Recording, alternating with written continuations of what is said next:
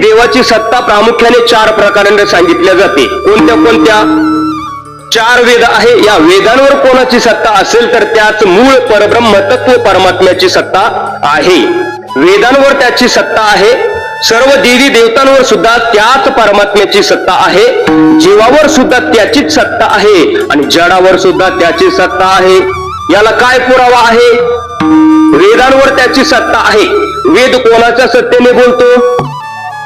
म्या बोलविल्या वेदू बोले, म्या चालविल्या सूर्य चाले, म्या हलविल्या प्राणू हले जो जगात ते चालिता. किंवा तुझ्या सत्तेने वेदाशी बोलणे. महाराजांनी प्रमाण दिलंय.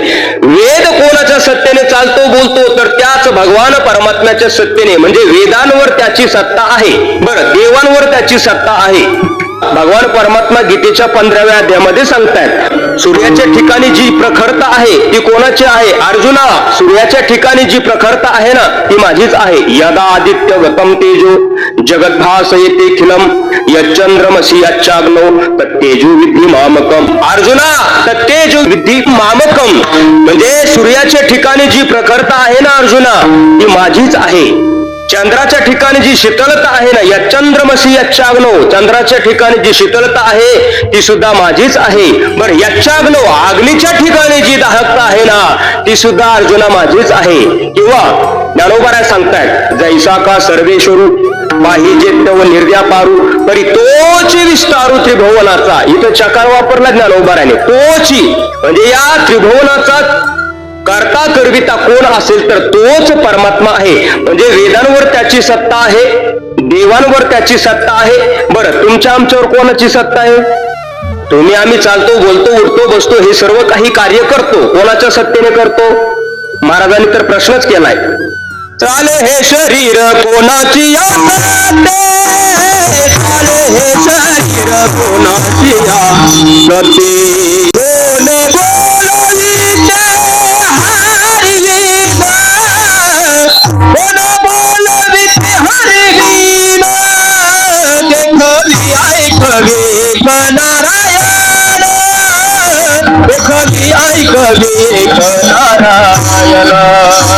म्हणजे तुम्ही आम्ही चालतो बोलतो उठतो बसतो हे सर्व काही करतो. भगवान परमात्म्याने तर गीतेच्या 5व्या अध्यायामध्ये 14 क्रिया सांगितल्यात. कोणत्या कोणत्या? नैवम किंचित करोमीति युक्तो मन्येत तत्त्वविद पश्यन शृण्वन् स्पृशन जिग्रन अश्रन गच्छन स्वपन श्वसन प्रलपन विसर्जन गुणन निमिषन निमिषन नपी इंद्रिया अनिंद्रियार्थेषु वर्तन्त इति धारयान. या 14 क्रिया भगवंताने सांगितल्या. या सर्वच्या सर्व क्रिया तुम्ही आम्ही करतो, बरोबर. मग ह्या सर्व क्रिया कोणाच्या सत्तेने करतो? देखवे ऐकवे एक नारायण.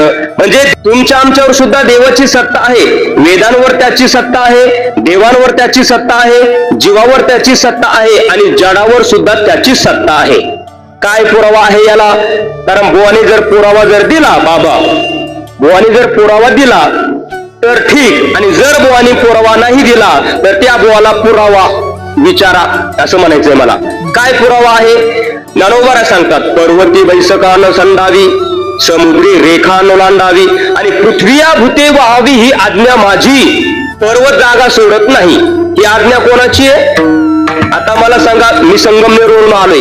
मग आमच्या संगमनेरच्या डोंगराने विचार केला की आपल्या डोंगरातला तांबडे महाराज बोरीला आलाय, मग आपणही बोरीच्या डोंगराला भेटायला जावं. म्हणून आमचा संगमनेरचा डोंगर बोरीच्या डोंगराला भेटायला जर आला तर आपलं मध्ये काय होईल? वांग्यासारखं भरीत होईल. काय होणार आहे? पण पर्वत जागा सोडत नाही. बरं, समुद्र रेषा ओलांडत नाही. मग ही आज्ञा कोणाची? ही सत्ता कोणाची? त्याचीच आहे. म्हणजे या संपूर्ण विश्वाचा चालक मालक तो परमात्मा आहे. संपूर्ण जगावर त्याचीच सत्ता आहे.